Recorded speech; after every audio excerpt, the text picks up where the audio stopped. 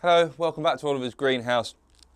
Super busy at the moment. Something about early 30s, just life seems to just take off and pass you by at an incredible rate, with a large amount of undue stress as well. So I've been super busy recently, and I've managed to set some time aside this morning to do a video. It's been a little while since I've done one. It's been about a week, so yeah, we'll make the most of this morning. I've been very busy in the greenhouse as well, so I've been making a lot of mounting a lot of orchids. Remember, I got that big bulb of film delivery. Had to do something with them.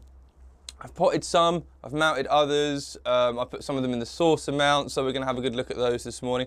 I've been dividing some of my pinguiclias. I've also divided quite a few of my Joshua capensis out into little pots, so ready for sale.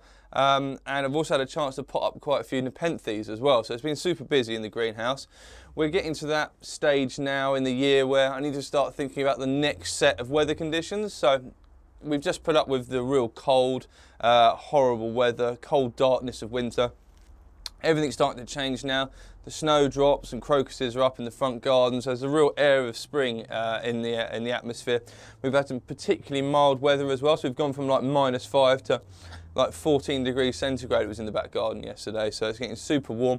The greenhouse got up to about 27 degrees. The sun's starting to track much higher in the sky as well for a longer period of time, so we're getting a lot more sun in the greenhouse, so much so to the stage where actually I need to start thinking about putting some shade up. So part of the rest of today is going to be basically preparing the greenhouse for spring.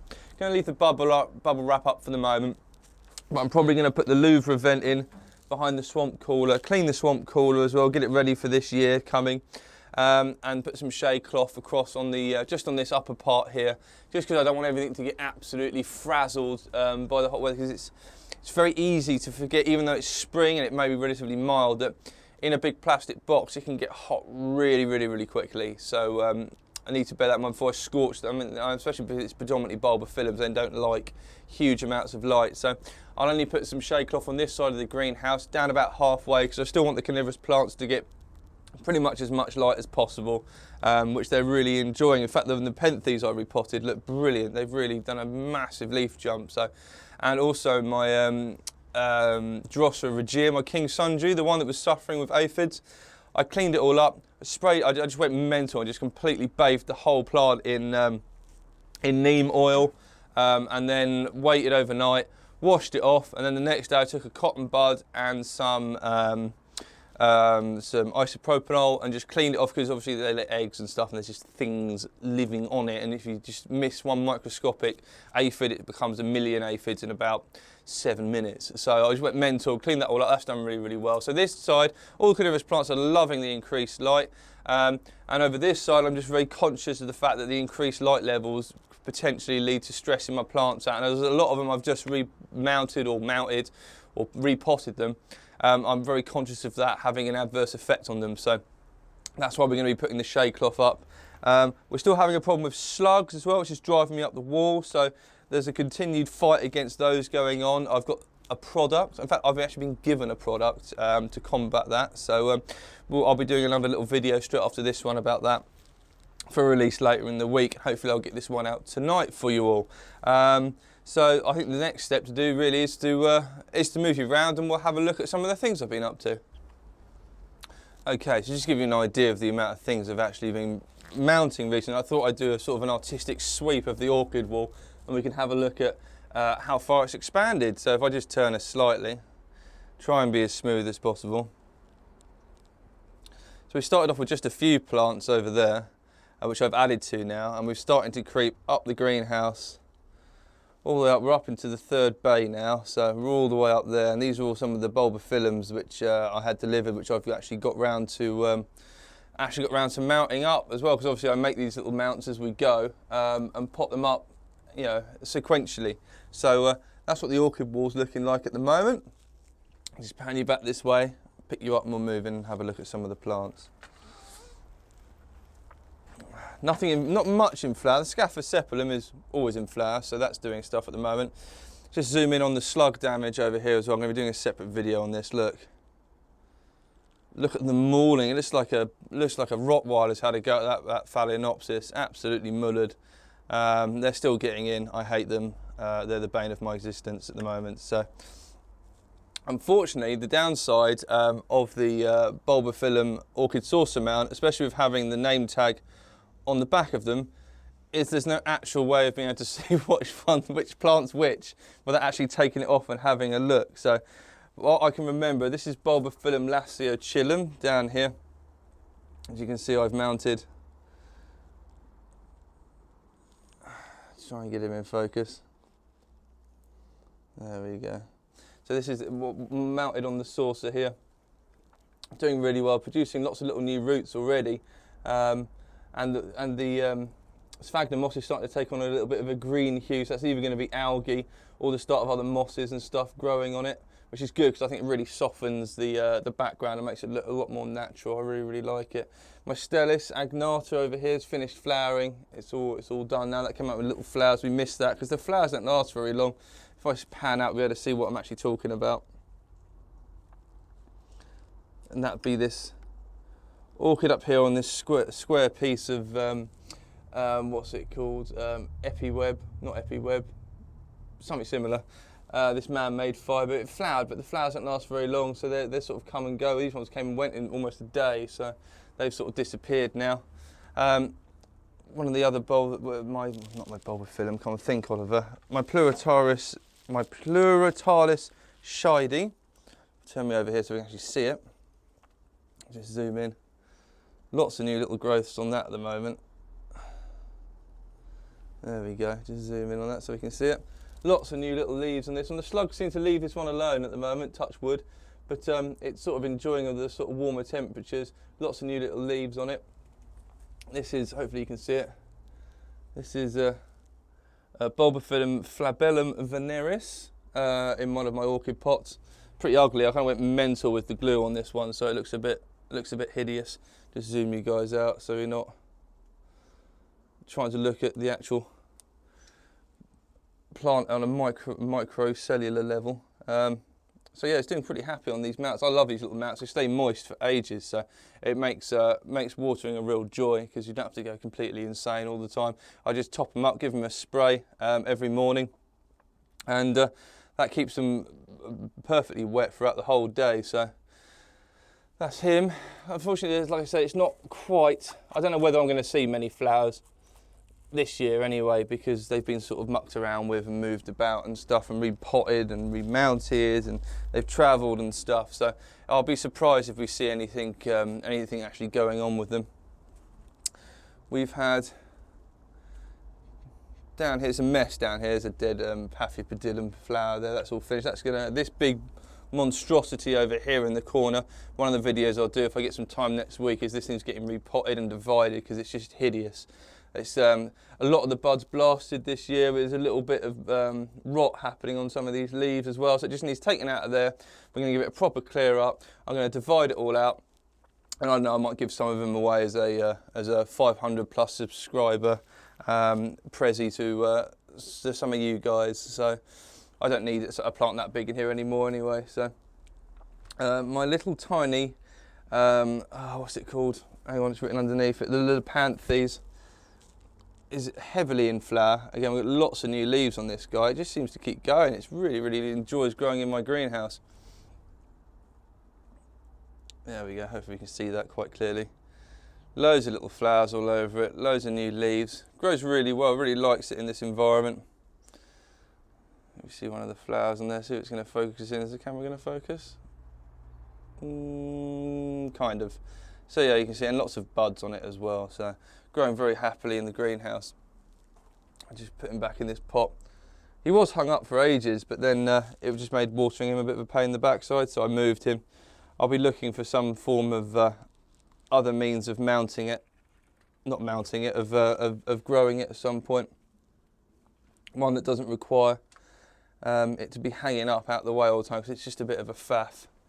Trying to water it all the time, getting it down, putting it back up and stuff, especially with something that has such high water requirements. My bulbophyllum Elizabeth Ann over here, it's never flowered for me. I don't know if it ever will. It's fussy as hell is what I can as far as I can understand.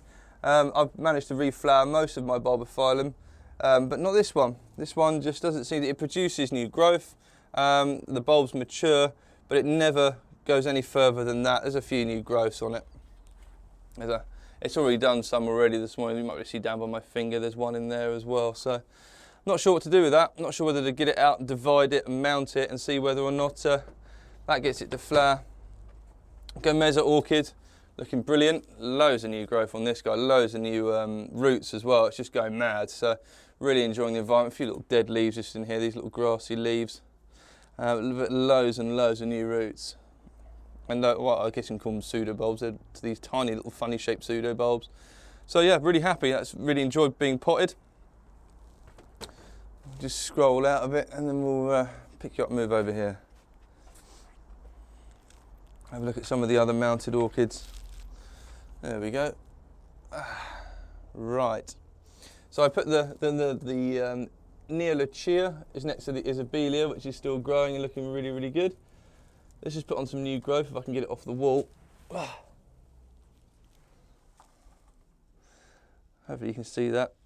There's a nice new growth just up here by my thumb, which has come out of it. And this has come back from almost the brink of extinction. If some of you remember from the previous video, I'll put a link in this one for you.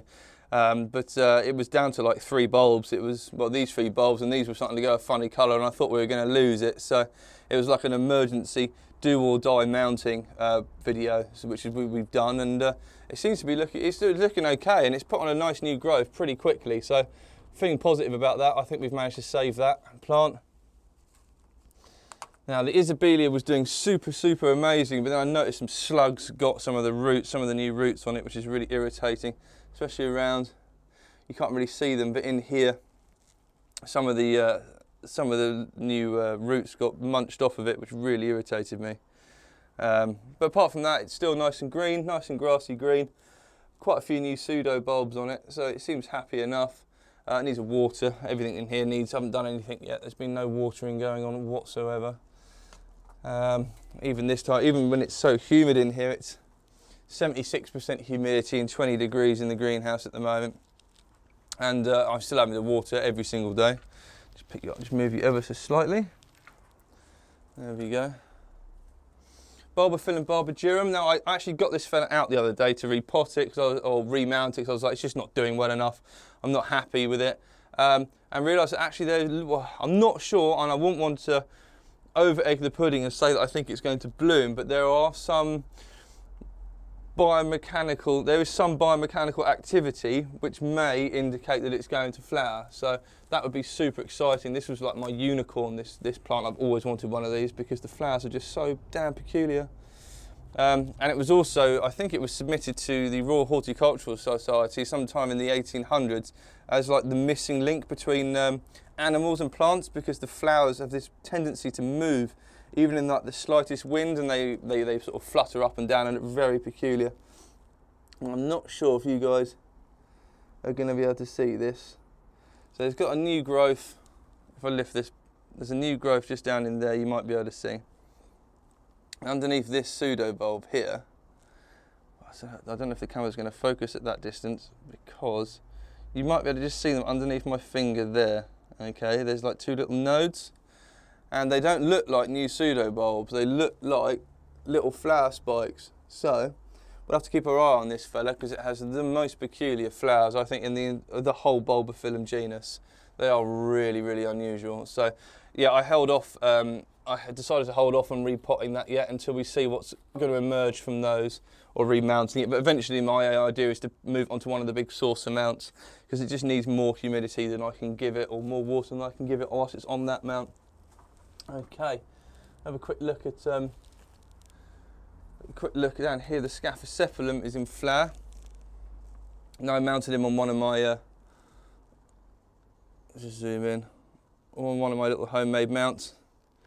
Here he is, just here, and it's producing flowers like it's going out of fashion as usual. There's a couple in my finger just there. I'll zoom in and see if we can see them. Zoom you right in, like that. Hopefully you can see that there. Unusual little upside down flowers. So Most peculiar, but yeah, it flowers quite freely. Streepy is just down below it as well. Still in flower, and the little Pluritaris over here as well. I think it's producing some flower spikes, which is quite cool. I did notice them the other day. They're starting to extend anyway. It seems to be quite happy. It's adapting in here. Someone asked about my kiki that we remounted, the Dendrobium devonianum. Zoom out again so we can.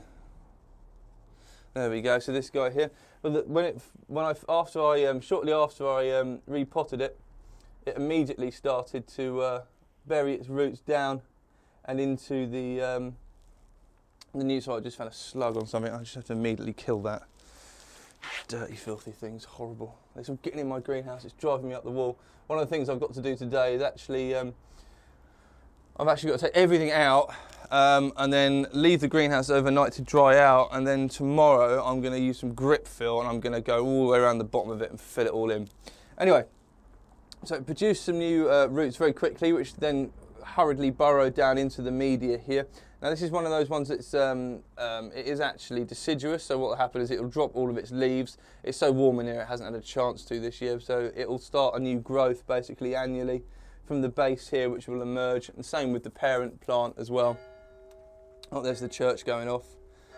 Bring out your dead. So yeah, that's doing really, really well, and as expected.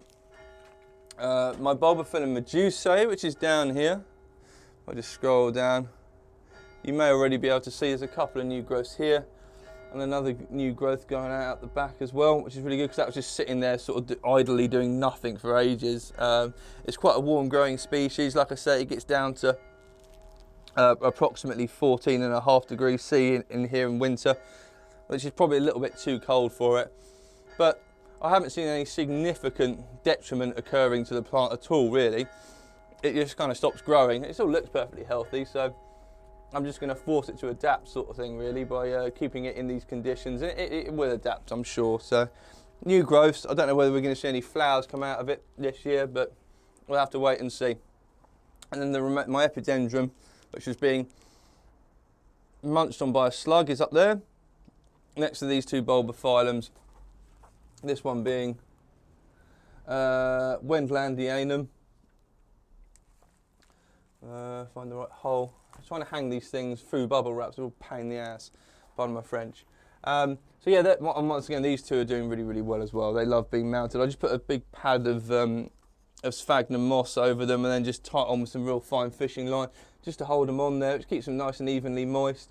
I can just touch that and see that it's nice and moist at the moment. So yeah, they're loving life. They're really, really enjoying stuff. Down below we've got Coleogene fimbriata. Lots of new growth. I put this cane in here just to basically try and train it back into the pot, because this thing just wanders all over the place. It never wants to be in the thing you're growing it in. So that's just to hold it in place. Now, if I zoom out and if we can do this against the terrible backlighting, my Dendrobium Victoria Regina, whatever, up here on the roof is just growing out of control. Hopefully the backlight is not too horrendous. We can see that. This thing's it's just huge. It's almost the length of my arm now. It's the length of my forearm anyway. And it's just gone completely mad. There's also a kiki coming off of it just here as well. So it's produced a kiki and it's enormous. I'm hoping to get lots of flowers out of that this year when a new growth starts. No sign of anything from the bat flowers yet. They're over the back here. Nothing's poked up at all. And I've been told it can take up to 6 months for that to occur, so not too concerned about that at the moment. They're tucked away in the shadows over there behind the Ambrosia, which is still flowering, and there's yet another flower spike coming out of it. I can't recommend these plants enough. I love these orchids because they just flower constantly and they look fantastic. So one dead flower spike, one flower spike which is still doing stuff. And then over the back, if I lift this just up a little bit, underneath the Bulbophyllum putidum, there's another flower spike coming out over here. Lots of new growth going on with these bulbophyllum over here. These ones I've had in here for quite a while, so they're very adapted to the temperatures and conditions I'm giving them. If I zoom in on,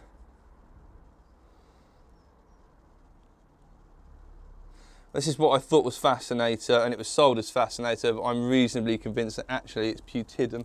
There's a nice new growth by my finger there.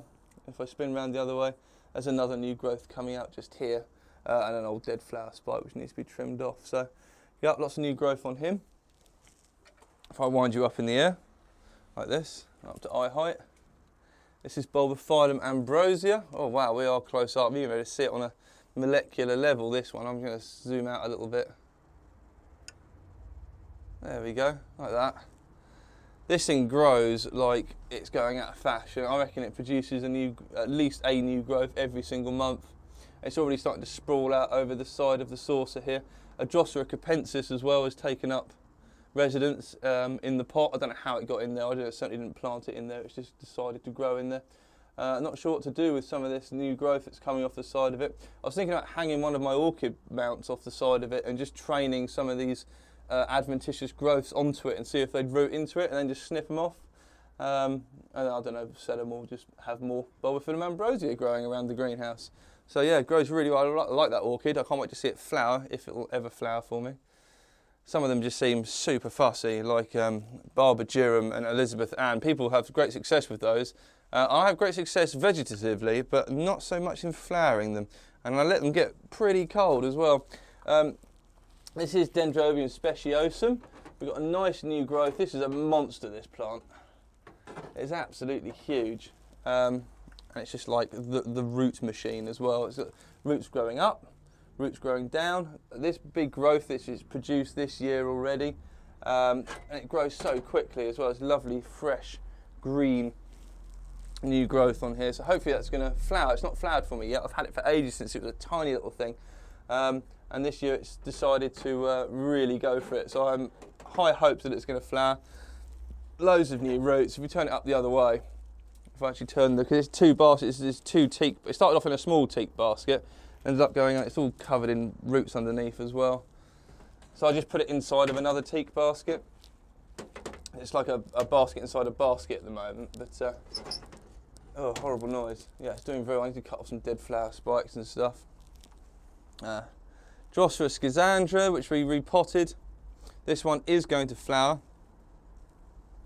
If I zoom in like that, you might just be able to see the flower spike emerging at the top of it here.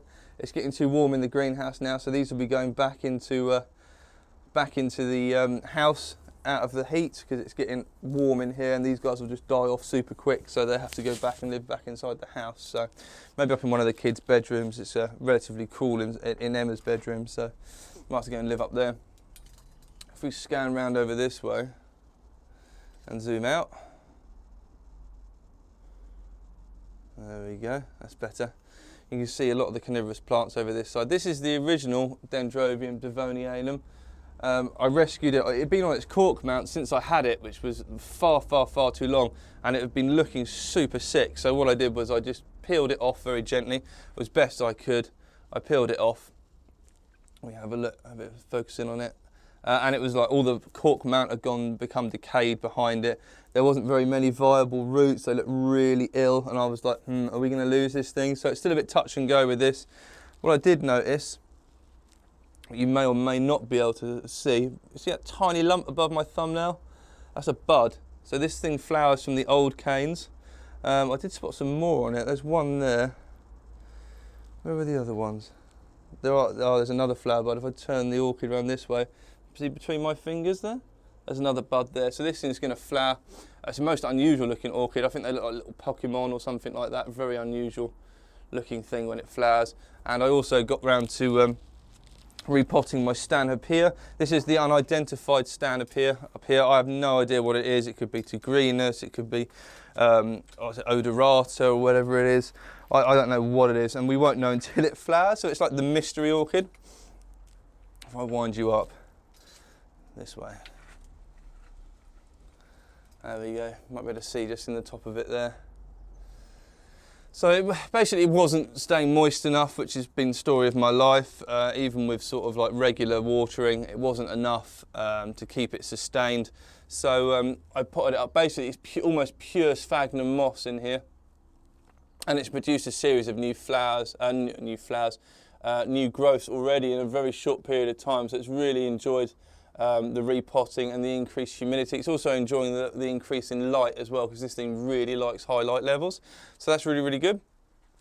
Very impressed with that, really happy. If I wind you down again, up, down like a fiddler's elbow today. My Dendrobium's gone mental and produced loads of flowers despite being hammered by slugs this year. This is Dendrobium Spring Breeze Apollyon. It's the standard one that everyone gets from the supermarket. So, but yeah, lots of pom-pom flowers. So I'm really happy with that, because actually it looks really good. If it's, I was trying to focus on the bulbophyllum in front. There we go. You can see it. It's got these pretty little pink, these purple tips to the leaves. I wish it smelled. It looks like it should smell. It looks like the kind of orchid that would smell really great if it did have a scent, but it doesn't. So that's a pointless conversation. However, I wish it did, because it looks like it would smell amazing. We scan around over this way and zoom out. Here's one of the other bulbophyllums that I potted up into a saucer mount. This is Animents. It was sort of like already hanging out of the pot that it came in. So I thought I'd best pot it up into one of my saucer mounts. It's doing really well. Unfortunately, I've run out of the little hooks that screw into the ceiling. So I haven't really got anywhere for that to go at the moment. I'm just going to go out of camera shot for a minute and just hang it up on this one, because I have actually got a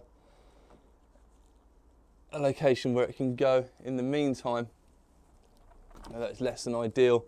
The trouble with these orchid hangers is, and the hooks that I have that come with the nuts that, oh, there goes, bring out your dead. They're not really the right size for the hooks, so you have to sort of like squash them in there a little bit. Let's come over here and we can have a look at some of the Nepenthes. There we go. Right. Then the Dendrobium kingianum's come out with a few more flowers. Here they are, looking pretty. The beautiful swan song of this cane here, which is now almost completely gone dead. There's the new growth down here, looking really, really good. And it's also putting up a new flower spike there. So this thing came with everything. It had, not scale, it had, what are the little white things called?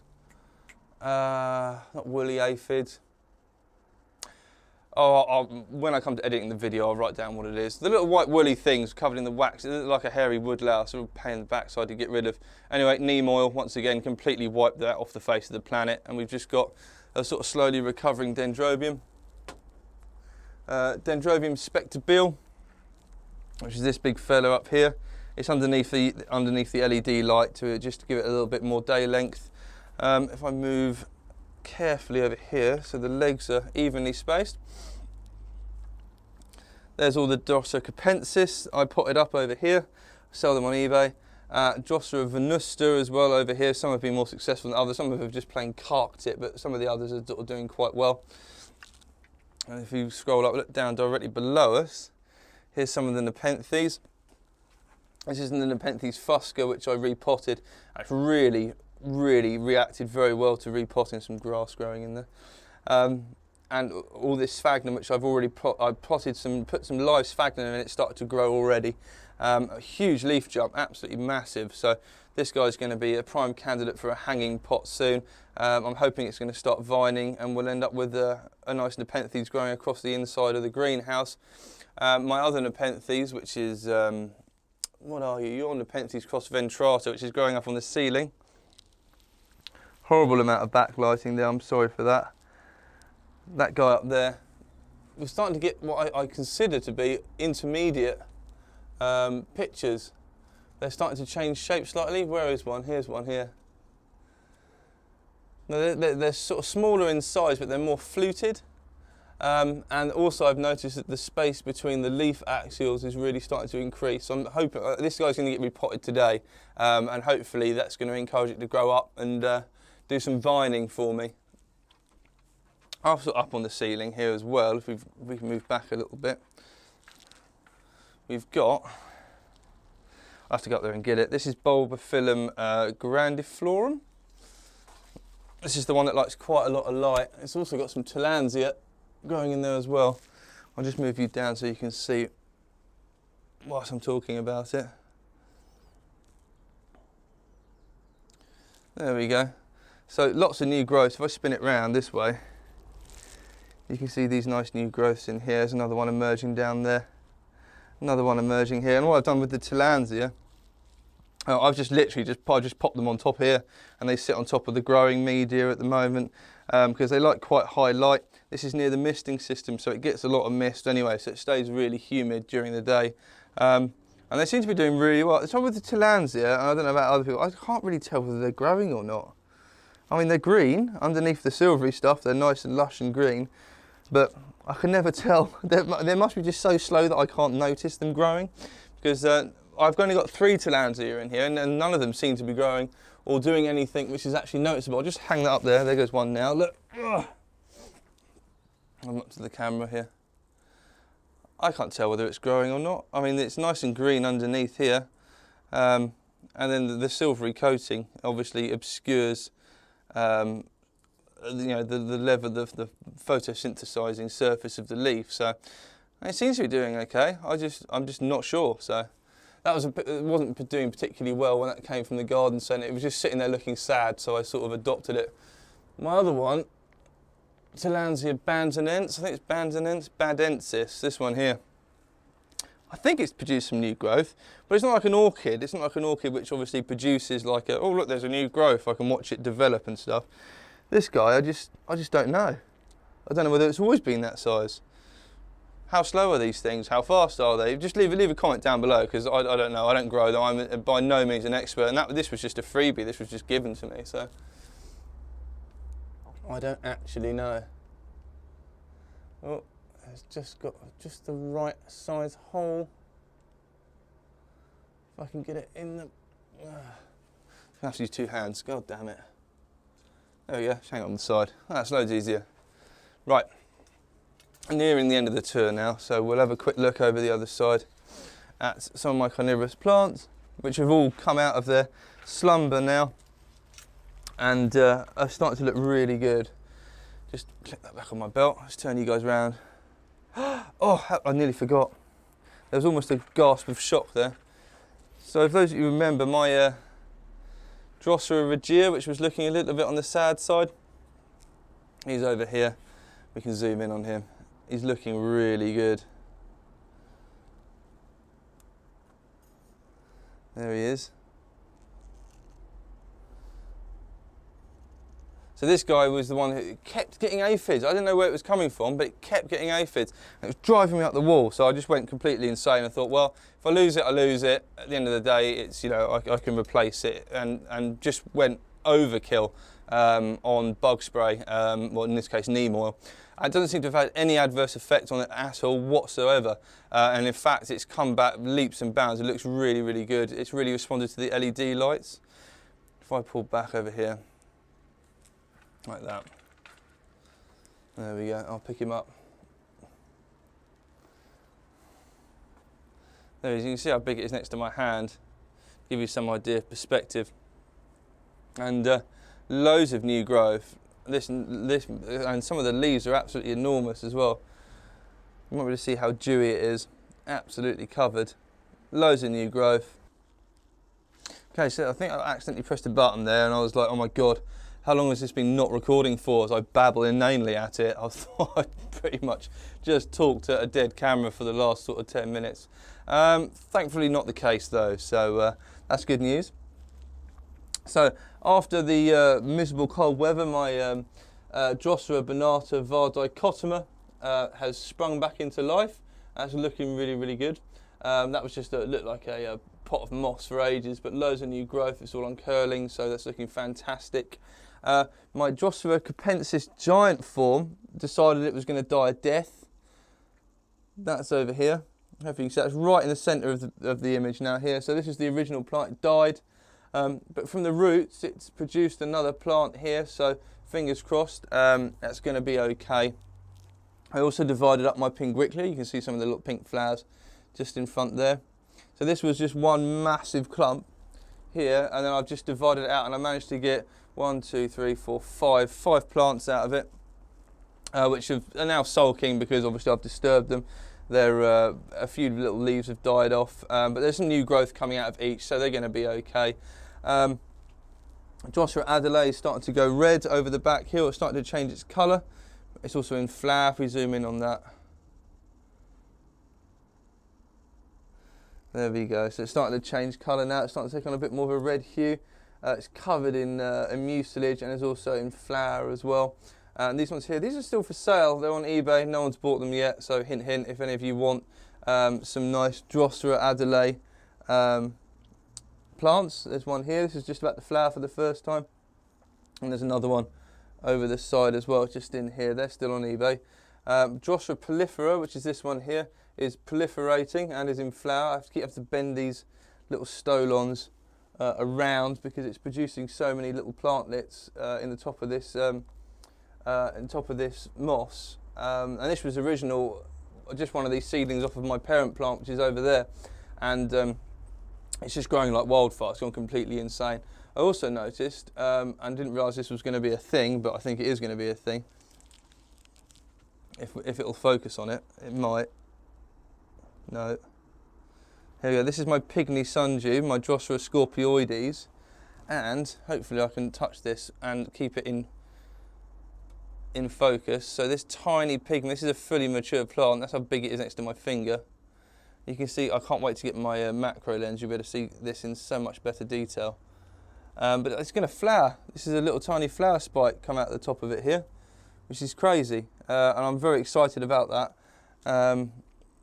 because it's just such a cute little tiny plant. It's amazing. It's just so detailed. I wish you could see it in better detail. I will eventually own a macro lens, and then I'll really be able to show off some of this stuff, because it's all very good and well me talking about it, but when you can see it firsthand, you realise actually quite how impressive it is. And that's pretty much it for the tour today. I've got a lot to get on with, so I need to sort of like get on with my day before it's completely disappeared. As much as I love talking to you guys, so to sort of end the video, I suppose. Up here we have the last of the Coelogene cristata in flower. It's going over now. It doesn't have much longer left, but I've been very much enjoying this plant, because this is one of the ones that was close to death. It nearly died. It was down to just a few bulbs. It's completely recovered, loads of new growth, and it's rewarded me this year with some flowers. So thanks for watching. It's always appreciated your support. Leave some comments down below, and see you soon.